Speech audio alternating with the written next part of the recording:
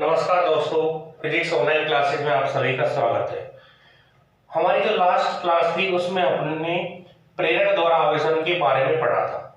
उसके आगे चलते हुए हम आज स्वर्णपत्र जो विद्युतदर्शी है उसके बारे में पढ़ेंगे। तो आपको हेडिंग डालनी है आज स्वर्णपत्र विद्युतदर्शी। हेडिंग नोट कीजिए, स्वर्णपत्र विद्युतदर्शी।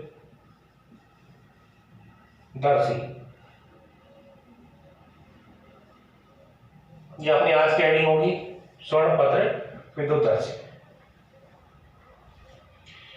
स्वर्णपत्र जो विद्युतदर्शी है इसके बारे में आपको समझना है कि स्वर्णपत्र विद्युतदर्शी क्या काम आता है।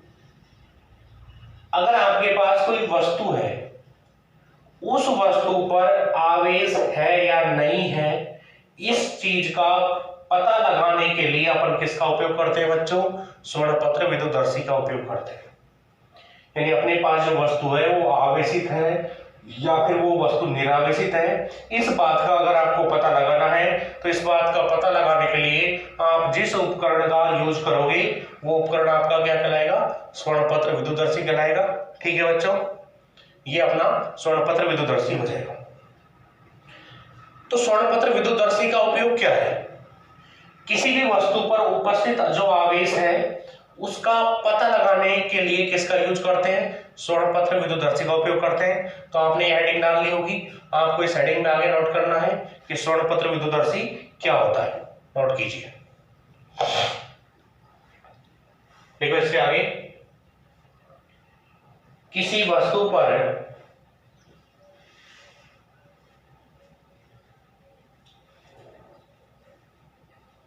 उपस्थित आवेश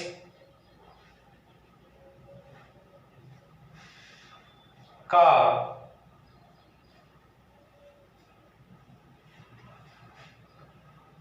पता लगाने के लिए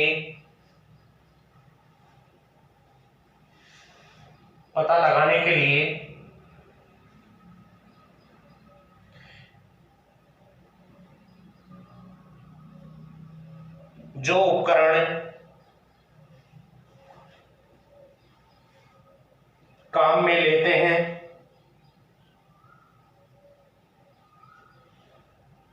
उसे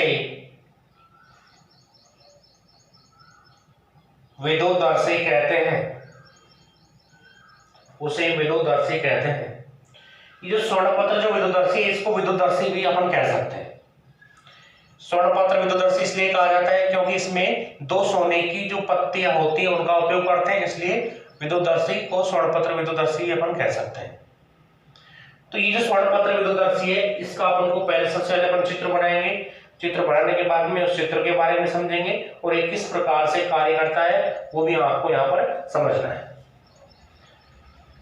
आप जब भी रजिस्टर के अंदर चित्र बनाते हो, चित्र को हमेशा रजिस्टर में दाईं तरफ बनाना, जिससे उसके चित्र के बाईं ओर अपन चित्र के बारे में लिख सके। स्वर्णपत्र विद्युतदर्शी का चित्र मैं यहाँ पर ड्रॉ कर रहा हूं। तो स्वर्णपत्र जो विद्युतदर्शी होता है इसमें एक कांच का जार होता है और वो जो कांच का जार होगा वो आपको यहाँ पर साइड में रजिस्टर में दाईं ओर बनाना है। तो यहाँ पर मैं स्वर्णपत्र विद्युतदर्शी का चित्र नोट कर रहा हूं। एक कांच का जार लेंगे,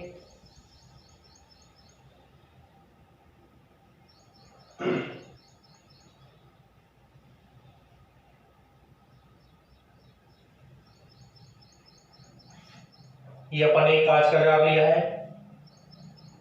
जो कांच का जार है इसका जो यहाँ ऊपरी जो सतह है, इसका जो सिरा है, इस सिरे पर अपन क्या लगाते हैं? एक रबड़ का कारक लगा देते हैं। ये रबड़ का कारक है बच्चों, ये कांच का जार है।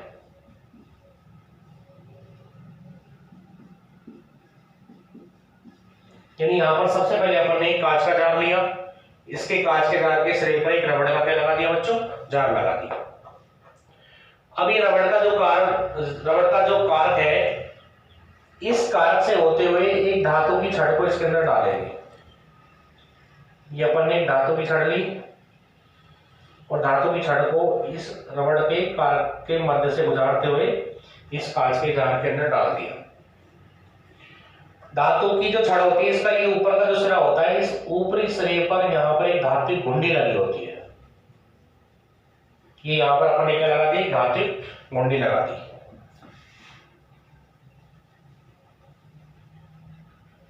ये अपनी धातु छड़ है पूरी पूरी।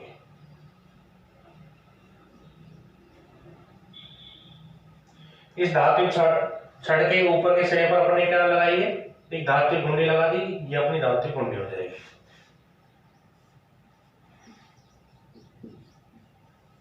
धातु घुंडी, जिसको नॉक भी आप बोल सकते हो। ठीक है बच्चों, इस छड़ का जो नीचे का जो सिरा होता है, इस नीचे के सिरे पर दो सोने की जो पत्तियां होती है उन्हें अपन यहां पर लगा देते हैं। तो एक स्वर्ण पत्र अपन ने इधर लटका दी, एक सोने की पत्ती अपन ने यहां पर लगा दी। ये दो सोने की पत्तियां हैं।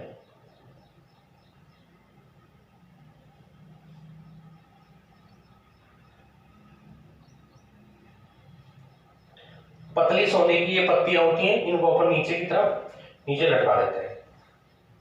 यानी ये क्या है, स्वर्ण पत्र।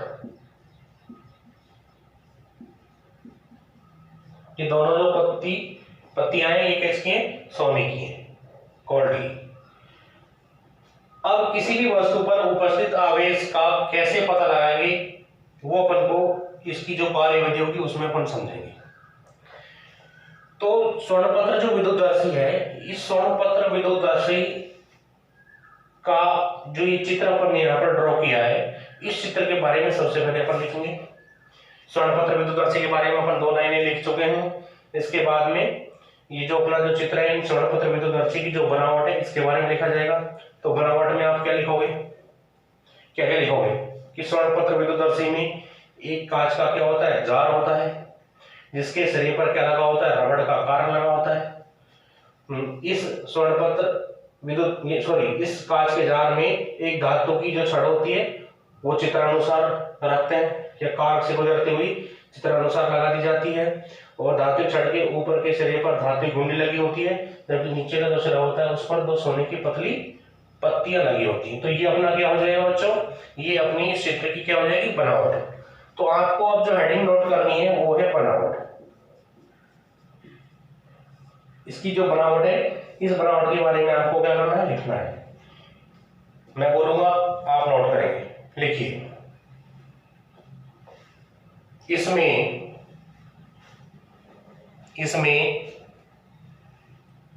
एक कांच का जार होता है, इसमें एक कांच का जार होता है जिसके सिरे पर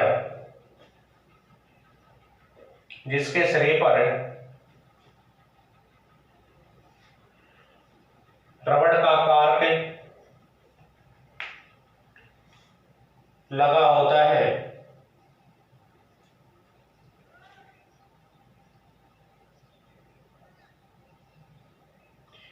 इसमें एक धातु की छड़ को ऊर्ध्वाधर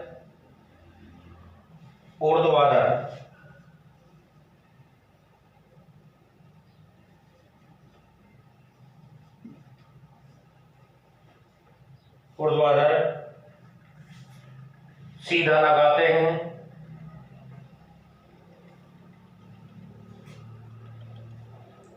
जिसके ऊपरी सिरे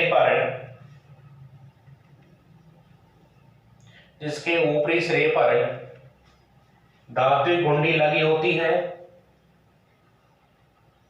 जिसके ऊपरी सिरे पर धातु घुंडी लगी होती है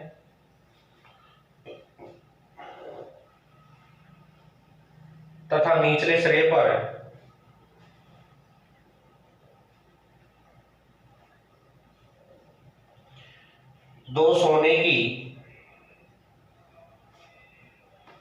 दो सोने की पतली पन्नियां,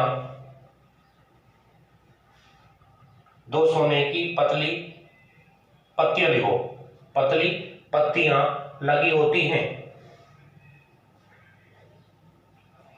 दो सोने की पतली पत्तियां लगी होती हैं। तो बच्चों ये अपना स्वर्ण पत्र जो विद्युदर्शी है उसका चित्र है। सबसे पहले आप दाईं तरफ चित्र बनाओगे, उसके बाद में इस चित्र के बाईं ओर बनावट हेडिंग डाल करके जो मैंने अभी बोला है वो आप यहाँ पर नोट करोगे।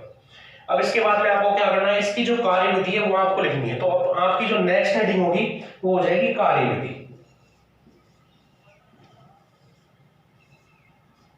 बनावट आप लिख चुके हो, स्वर्ण पत्र विद्युदर्शी क्या होता है इसके बारे में आप लिख चुके हो। नेक्स्ट जो हेडिंग होगी आपकी वो क्या हो जाएगी, कार्यविधि हो जाएगी। तो कार्यविधि लिखने से पहले आपको मैं एक बार कार्यविधि समझा देता हूं कि कार्यविधि किस प्रकार से आपको लिखनी है। तो सबसे पहले आपको क्या करना है कि जिस वस्तु पर उपस्थित आवेश का पता लगाना है उस वस्तु को इस धात्विक घुंडी के संपर्क में लाना है, बिल्कुल टच कराना है इसके। तो एक धनावेशित, मान लो अपने पास कोई छड़ है, धनावेशित छड़ को यहां पर लेके आए और इस धात्विक घुंडी के हमने टच करा दिया। तो जैसे इस धात्विक घुंडी के धनावेशित छड़ को टच कराएंगे, धनावेशित छड़ को इस धात्विक घुंडी के टच कराते ही ये पूरा का पूरा जो धनावेश है, यानी इस धात्विक धनावेशित छड़ से जो आवेश होगा वो इस धात्विक छड़ से प्रवाहित होगा।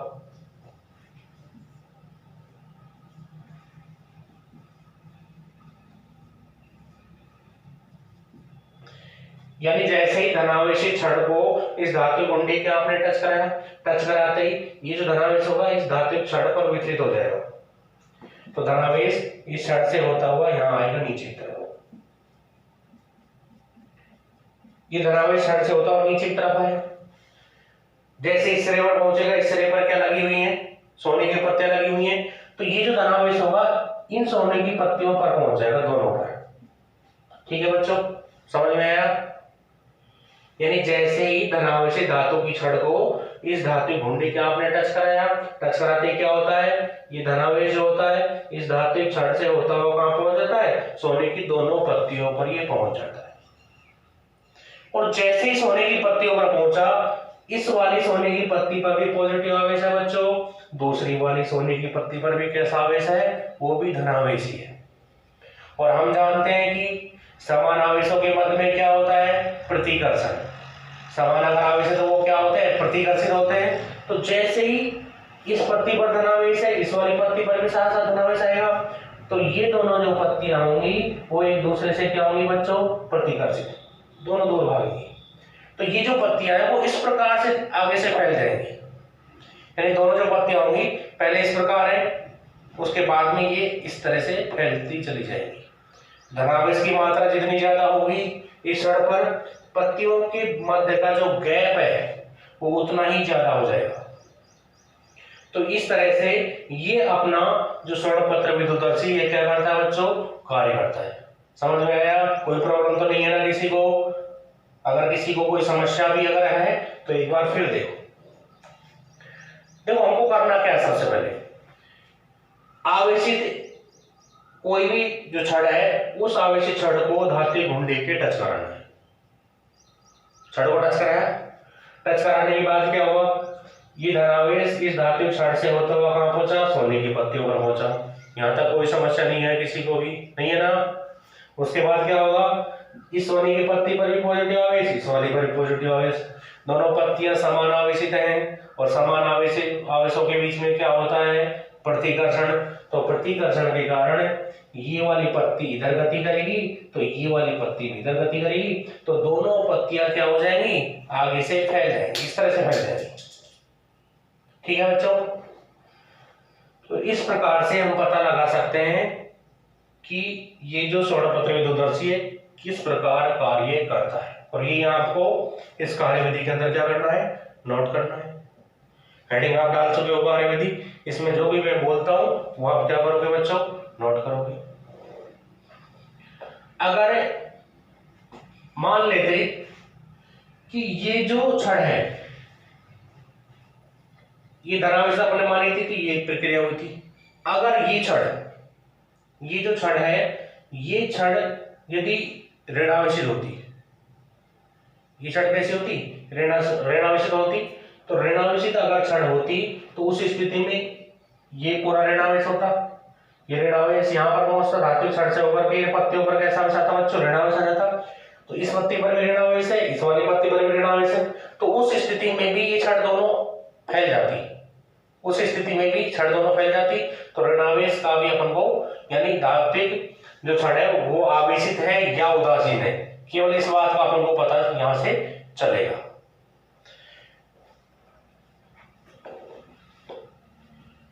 तो सबसे पहला इसका जो उपयोग है, इसका पहला उपयोग क्या होता है स्वर्णपत्र विद्युतदर्शी का, ये आपको पूरा चित्र नोट करना है, जैसा आप बना हुआ है ऐसा कैसा चित्र आपको रजिस्टर में बनाना है, ठीक है। जो चित्र आपने बनाया है ये इस समय पूरा है। तो ये जो स्वर्णपत्र विद्युतदर्शी ये काम क्या आता है, पहला कार्य क्या है, वस्तु पर उपस्थित आवेश का पता लगाना, इसका पहला कार्य है, ये अपन कर ही चुके हैं। इसका जो सेकंड कार्य होगा, अभी अपन आपको ये नोट नहीं करना है, केवल मैं समझा रहा हूं। इसका जो सेकंड कार्य होगा, सेकंड कार्य क्या हो जाएगा, दो वस्तुओं पर उपस्थित जो आवेश है उसकी आप तुलना भी यहां से कर सकते हो। अगर आपके पास दो वस्तुएं, दो आवेशित वस्तुएं, पहली रॉड है R1 और दूसरी जो रॉड है वो है R2, इस पर ये धनावेश है, इस पर भी धनावेश है, जो आपको पता नहीं कितना है, यानी कौन सी पर ज्यादा आवेश है इसका पता आप लगा सकते हैं, ठीक है। कैसे लगाओगे, सबसे पहले इस R1 रॉड को इस धातु गुंडी के टच कराओगे, R1 रॉड को लेके गए, धातु गुंडी का आपने टच कराया, तो R1 रॉड अपन ने इस धातु गुंडी के यहां पर टच करा दी।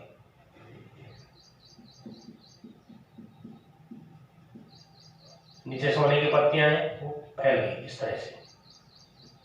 तो अपन ने यहां पर इन दोनों के बीच का जो गैप है वो स्केल की सहायता से नाप लिया, वो है 1 सेंटीमीटर। दोनों पत्तियों के बीच का जो गैप है वो स्केल की सहायता से नापा, वो कितना आ गया, 1 सेंटीमीटर आ गया, ये नाप लिया, ठीक है बच्चों। पहला प्रयोग किया। अब हमको ये पता लगाना है कि इन दोनों रोडों में से कौन सी रोड पर ज्यादा आवेश है। पहला प्रयोग किया, दोनों के बीच का गैप नापा, 1 सेंटीमीटर आया है, स्केल से नाप लिया, ठीक है। अब क्या करना है, ये घुंडी हो गई, ये रोड हो गई और ये पत्तियां हो गई। दूसरी रोड को यानी R2 जो रोड है उसको भी टच कराना है। R2 रोड को टच कराने से पहले आप एक कार्य जरूर कर लेना कि जब R1 रोड को टच कराया था तो ये पत्तियां फैल गई थी, तो R2 रोड को टच कराने से पहले धातु गुंडी को एक बार भू संपर्कित कर लेना, जिससे इन पत्तियों पर जो आवेश पहले आया था वो आवेश उदासीन हो जाए यानी शून्य हो जाए, यानी दोनों जो पत्तियां हैं वो इस तरह से फैले नहीं रहनी चाहिए, वो इस तरह से सिकुड़ जानी चाहिए। जब दोनों पत्तियां सिकुड़ जाएंगी तो उसके बाद में आपको R2 रोड को इस धातु गुंडी से क्या कराना है बच्चों, टच कराना है। तो जैसे आपने इस R2 को इस धातु गुंडी से टच कराया, टच कराते ही मान लेते हैं पत्तियां ज्यादा फैली और इन दोनों पत्तियों के बीच का जो गैप है वो उनकी बार आ गया 1.5 सेंटीमीटर। दोनों पत्तियों के बीच का गैप 1.5 सेंटीमीटर प्राप्त हो गया। तो आपको इससे पता चल जाएगा कि कौन सी पत्ती यानी कौन सी जो रोड है उस पर ज्यादा आवेश है। दोनों पत्तियों के बीच का गैप जितना ज्यादा होगा उस रोड पर उतना ही ज्यादा आवेश होगा, ठीक है बच्चों। आया समझ में, कोई समस्या तो नहीं है ना। अगर तीसरा जो इसका कार्य होता है, पहला वस्तु पर उपस्थित आवेश का पता लगाना, दूसरा कार्य क्या होता है, दूसरा कार्य क्या होता है, अभी बोला था मैंने, दूसरा कार्य क्या होता है, दो वस्तुओं पर उपस्थित आवेश की मात्रा का पता लगाना कि कौन सी वस्तु पर ज्यादा आवेश है, कौन सी पर कम है। थर्ड जो कार्य होता है वो आवेश की प्रकृति का पता लगाना होता है। जब आवेश की प्रकृति का आपको पता लगाना है, आपको ये पता नहीं है कौन सी वस्तु धनावेशित है कौन सी ऋणावेशित है। मान लेते हैं R1 जो रोड है वो धनावेशित है, R2 रोड का पता नहीं कैसी है, या फिर दोनों रोडों का आपको पता नहीं कैसी है। तो थर्ड प्रयोग में आप क्या करोगे, R1 रोड को इस धातु गुंडी के टच कराया, पत्तियां फैल गई। तो पत्तियों को फैलने के बाद में आपको अर्थिंग नहीं करना है, यानी गुंडी को अर्थिंग करके उदासीन नहीं करना है। तो अर्थिंग किए बिना ही R2 को आप टच कराओ। अगर R1 पॉजिटिव है, पत्ती फैली, R2 भी अगर पॉजिटिव होगी तो R2 को टच कराते ही, R1 को हटाया, R2 को टच कराते ही क्या होगा, आवेश और बढ़ेगा। आवेश बढ़ेगा तो पत्तियां और ज्यादा फैल जाएंगी। अगर पत्तियां और ज्यादा फैलती हैं तो रोडों पर, दोनों ही रोडों पर समान प्रकृति का आवेश होगा। अगर पत्तियां दूसरी रोड को टच कराती, पत्तियां पहले की तुलना में अगर सिकुड़ जाती हैं, पहले की तुलना में क्या हो जाती हैं, यदि सिकुड़ जाती हैं तो दोनों रोडों पर विपरीत प्रकृति का आवेश होगा। ठीक है बच्चों, समझ में आया? कोई समस्या नहीं होनी चाहिए मेरे हिसाब से। अब आपको यहाँ पर इसकी जो कार्यविधि है वो क्या करनी है बच्चों, नोट करनी है। लिखो इसमें कार्यविधि हेडिंग डालिए, उसमें नोट कराओगे। देखो सर्वप्रथम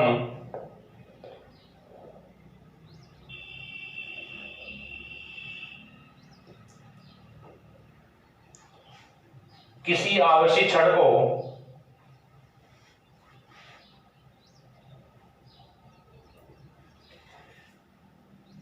धातु गुंडी के स्पर्श कराते हैं,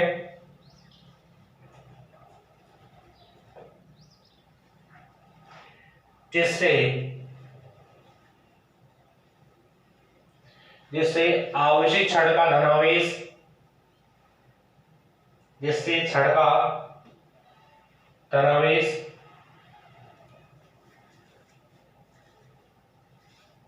धात्विक छड़ से होता हुआ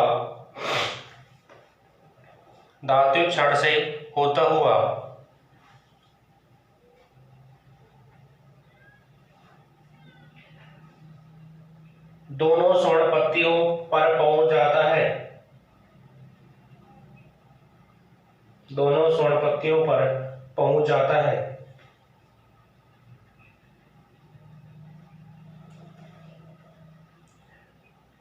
अब दोनों स्वर्ण पत्तियों पर समान प्रकृति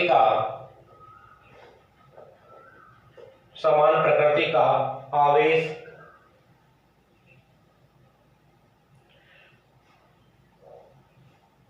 होने से प्रतिकर्षण के कारण पत्तियां फैल जाती हैं।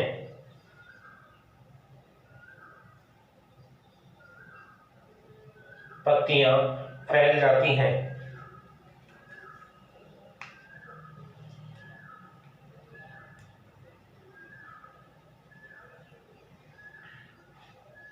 दोनों पत्तियों के बीच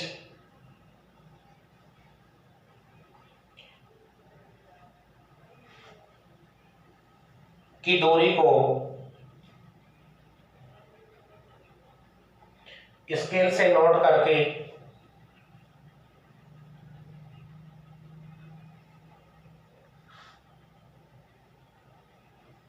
वस्तु पर उपस्थित आवेश की मात्रा का अनुमान लगा सकते हैं। तो इस तरह से अपना ये स्वर्णपत्र विद्युतदर्शी का जो टॉपिक है वो यहीं पर समाप्त होता है। इसके जो उपयोग है वो अपन अगर चाहे तो उपयोगों को भी नीचे लिख सकते हैं कि इसका क्या उपयोग होता है। पहला उपयोग क्या होता है बच्चों, इसका पहला उपयोग क्या होगा, किसी वस्तु पर उपस्थित आवेश का पता लगाना कि वस्तु आवेशित है या उदासीन है। देखो अगर वस्तु उदासीन होगी तो उदासीन वस्तु का टच कराओगे, पत्तियां बिल्कुल भी नहीं फैलेंगी, यानी पत्तियां हिलेंगी नहीं, वैसे वैसे रहेंगी, तो वस्तु कैसी रहेगी आपकी, उदासीन रहेगी।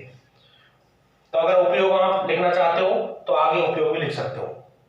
नेक्स्ट हेडिंग डालो उपयोग। उपयोग में आप लिख लो।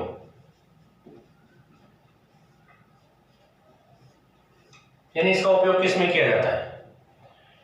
इसका उपयोग आवेश का पता लगाने में करते हैं, लेकिन किस प्रकार से करते हैं? 3 प्रकार से कर सकते हैं। ठीक है, तो इसका पहला उपयोग क्या होगा? फर्स्ट लिखो, किसी वस्तु के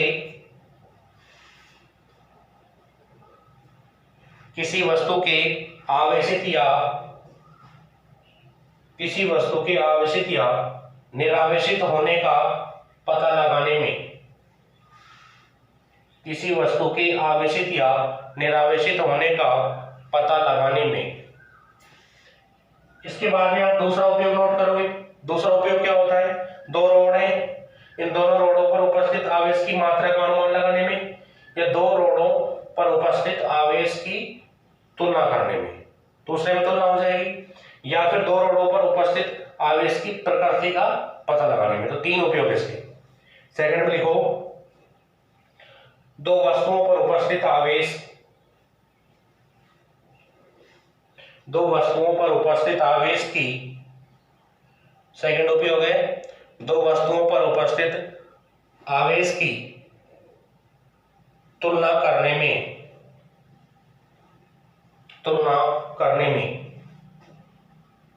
थर्ड उपयोग क्या होता है बच्चों? 2 वस्तुओं पर उपस्थित आवेश की जो प्रकृति होती है उसका पता लगाने में। तो तीसरा उपयोग लिखो, 2 वस्तुओं पर उपस्थित आवेश की प्रकृति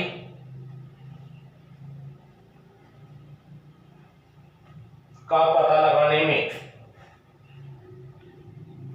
यानी दोनों वस्तुओं पर समान प्रकृति का आवेश है या फिर दोनों वस्तुओं पर विपरीत प्रकृति का आवेश है, इसका पता लगाने में भी हम किसका यूज कर सकते हैं? स्वर्णपत्र विद्युतदर्शी का उपयोग हम कर सकते हैं। तो ये स्वर्णपत्र विद्युतदर्शी का टॉपिक अपना समाप्त हो गया है। नेक्स्ट क्लास में हम आवेश संरक्षण का जो नियम होगा उसके बारे में पढ़ेंगे। धन्यवाद।